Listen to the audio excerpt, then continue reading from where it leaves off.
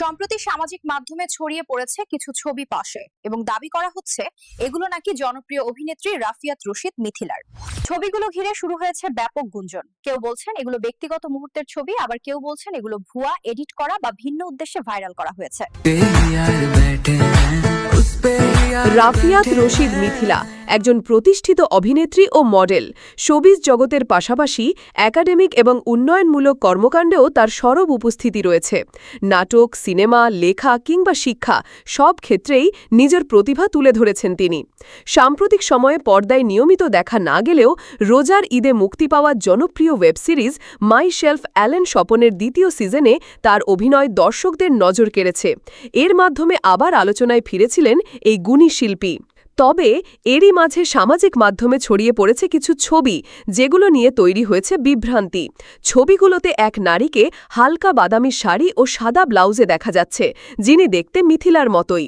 অনেকেই ধারণা করছেন এটি অভিনেত্রী মিথিলারই ছবি, কিন্তু অনুসন্ধানে বেরিয়ে এসেছে একেবারেই ভিন্ন সত্য। রিউমার স্ক্যানার নামের একটি ফ্যাক্ট চেকিং সংস্থা জানায় এই ছবিগুলো প্রকৃতপক্ষে মিথিলার নয়, বরং এগুলো এআই প্রযুক্তির মাধ্যমে তৈরি করা ডিপ ফেক ছবি, যেখানে অন্য একজন নারীর মুখমণ্ডলে মিথিলার চেহারা প্রতিস্থাপন করা হয়েছে। মূল ছবি ভারতীয় অভিনেত্রী জিনা তরফদারের, যিনি কলকাতায় বসবাস করেন এবং ইনস্টাগ্রামে সক্রিয়।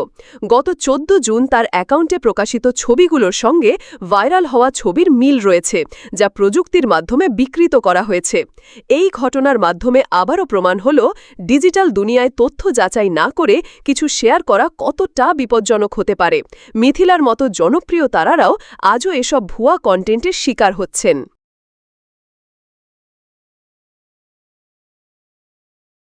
Stay tuned for more glam, gossip, and updates only on Starbuzz BD.